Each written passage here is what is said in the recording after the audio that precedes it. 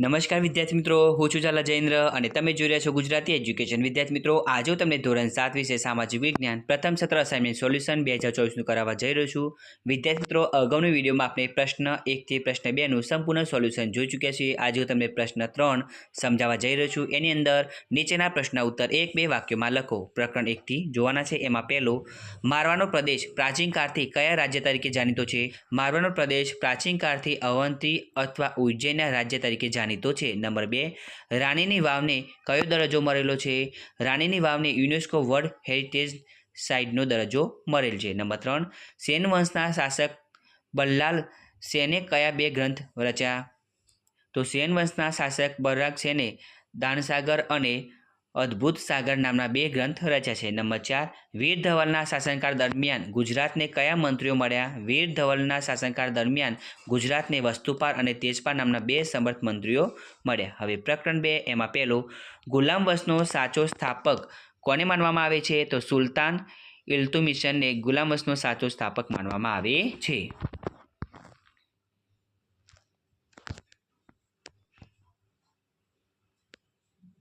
Number 2, ઇક્તા કોને કહેવામાં આવતો? તેનો વડો શું કહેવાતો? સલ્તનકાળમાં પ્રાંતને જૈગનીમાં વહેંચવામાં આવતો, જેને ઇક્તા કહેવામાં આવતું. ઇક્તાના વડા ઇક્તેઘરને મુક્તિ કહેવામાં આવતી. નંબર 3, પાણીપતનું પ્રથમ યુદ્ધ કોની વચ્ચે થયું હતું? પાણીપતનું પ્રથમ યુદ્ધ ઇબ્રાહિમ લોદી અને બાબર વચ્ચે થયું હતું. નંબર 4, વિજયનગર સામ્રાજ્યમાં કયા કયા વંશોએ શાસન કર્યું? વિજયનગર સામ્રાજ્યમાં સંગમ વંશ, સાલુર વંશ, તુલુર વંશ, અરવિંદુ વંશ વગેરે વંશોએ શાસન કર્યું. પ્રકરણ 3, નંબર 1, હુમાયુને કોની સાથે યુદ્ધ થયા હતા? હુમાયુને ગુજરાત સુલતાન બહાદુર શાહ અને બિહારના શક્તિશાળી શાસક શેરશાહ સાથે યુદ્ધો થયા હતા. નંબર 2, વીર દુર્ગાદાસ રાઠોડ કોણ હતા? વીર દુર્ગાદાસ રાઠોડ મારવાના શાસક જસવંતસિંહના મંત્રી અસ્કરણના પુત્ર હતા. નંબર 3, શિવાજીના માતાજીના નામ જણાવો. શિવાજીની માતાનું નામ જીજાબાઈ હતું અને પિતાનું નામ શાહજી હતું. નંબર 4, ઔરંગઝેબ કઈ બાબતોનો વિરોધ હતો? ઔરંગઝેબ સંગીતકલા, મૂર્તિપૂજા અને ધાર્મિક ઉત્સવોનો વિરોધી હતો.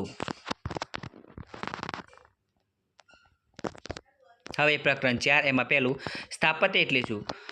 મકાનો, નગરો, કુવાઓ, કિલ્લાઓ, મિનારાઓ, મંદિરો, મસ્જિદો, વાવ, તળાવ વગેરેને સ્થાપત્ય કહે છે. નંબર 2, દિલ્હી સલ્તનતના સમયમાં અગત્યના હિન્દુ સ્થાપત્યો કયા છે? રાણા કુંભાએ બનાવેલા કુંભલગઢનો દુર્ગ અને ચિત્તોડને કીર્તિસ્તંભ કે વિજયસ્તંભ એ દિલ્હી સલ્તનતના સમયમાં અગત્યના હિન્દુ સ્થાપત્યો છે. નંબર 3, રાજસ્થાનની કઈ ચિત્રશૈલીઓ સુવિખ્યાત હતી? તો રાજસ્થાનની મેવાડ, જયપુર, મારવાડ, કોટા વગેરે ચિત્રશૈલી સુવિખ્યાત હતી. નંબર 4, 13મી સદીના સૌથી શ્રેષ્ઠ સ્થાપત્યો કયા છે?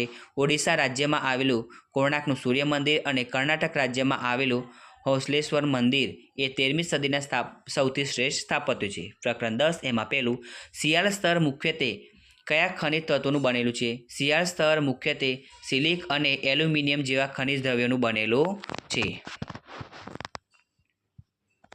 હવે નંબર 2, ભૂસપાટીના સ્વરૂપમાં ફેરફાર કરનાર પરિબળો કયા છે? પવન, વરસાદ, નદી, હિમનદી, સમુદ્રના મોજા વગેરે ભૂસપાટીના સ્વરૂપમાં ફેરફાર કરનાર પરિબળો છે. નંબર 3, કુદરતી તટબંધ કોને કહે છે? તો નદીના બંને કિનારા મોટા પ્રમાણમાં કાંપ, માટીના નિક્ષેપના લાંબા અને ઓછી ઊંચાઈના જે ઢગ રચાય છે તેને કુદરતી તટબંધ કહે છે. નંબર 4, ભૂકંપ કોને કહે છે? મૃદાવરણીય ભૂતકની પ્લેટની ગતિશીલતાથી પૃથ્વીની સપાટી પર કંપન પેદા થાય છે તેને ભૂકંપન કહે છે. હવે પ્રકરણ 11, એમાં પહેલું, મીઠા પાણીના મુખ્ય સ્ત્રોતો કયા છે? હિમશિખરો, ભૂમિગત પાણી, મીઠા પાણીના સરોવરો, નદીઓ, ઝરણા વગેરે મીઠા પાણીના મુખ્ય સ્ત્રોત છે. નંબર 2, પૃથ્વી પર કયા મહાસાગરો આવેલા છે? પૃથ્વી પર 4 મહાસાગરો આવેલા છે: પેસિફિક, એટલાન્ટિક, હિન્દ અને આર્કટિક. નંબર 3, ભૂમિ પ્રદૂષણ એટલે શું? વિવિધ કારણોસર ભૂમિ જમીનની ગુણવત્તામાં કે તેના પોષક ઘટકોમાં થતા ઘટાડાને ભૂમિ પ્રદૂષણ કહે છે. નંબર 4, મૃદાવરણ શાનું બનેલું છે? મૃદાવરણ ખનિજો, ખડકો ને માટીનું બનેલું છે. હવે પ્રકરણ 12, નંબર 1, સમતાપ આવરણ કોને કહે છે? ક્ષોભ સીમાથી 50 કિલોમીટરની ઊંચાઈ સુધી વિસ્તરેલા વાતાવરણના સ્તરને સમતાપ આવરણ કહે છે. નંબર 2, વાતાવરણમાં કયા વાયુઓ છે? વાતાવરણમાં nitrogen, oxygen, argon, carbon dioxide, ozone, hydrogen, helium વગેરે વાયુ છે. નંબર 3 આબોહવા એટલે શું? આબોહવા એટલે કોઈપણ પ્રદેશની 35 કે તેથી વધુ વર્ષોની સરેરાશ હવાની પરિસ્થિતિ. નંબર 4 શંકુદ્રુમ જંગલોમાં કયા કયા વૃક્ષો થાય છે? ચીર, દેવદાર, ફર, સ્યુફ વગેરે વૃક્ષો થાય છે. પ્રકરણ 15 એમાં પહેલું બાળમજૂરી શાનો ભંગ ગણાય છે? તો બાળમજૂર બાળકને મફત અને ફરજિયાત શિક્ષણ મેળવવાના અધિકારનો ભંગ ગણાય છે. નંબર 2 મત અધિકાર કોને મળે છે? 18 કે 18 વર્ષથી મોટી ઉંમરના ભારતના દરેક નાગરિકને મત અધિકાર મળે છે.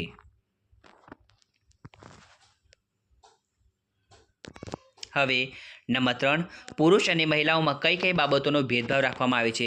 એક જ સરખા કામમાં પુરુષ અને મહિલાને મહેનતાનું ચૂકવવામાં ભેદભાવ રાખવામાં આવે છે. નંબર 4 બંધારણની રચના શા માટે કરવામાં આવે છે? ભારત વિશ્વમાં સૌથી મોટી લોકશાહી ધરાવતો વિશાળ અને ભિન્નતા ધરાવતો દેશ છે, તેથી દેશનું સુચારુ સંચાલન માટે બંધારણની રચના કરવામાં આવી છે. પ્રકરણ 16 એમાં નંબર 1 સરકાર કયા કયા સ્તરે કામ કરે છે? સરકાર સ્થાનિક કક્ષાએ, રાજ્ય કક્ષાએ અને રાષ્ટ્રીય કક્ષાએ કામ કરે છે. નંબર 2 ખરડો કાયદો ક્યારે બને છે?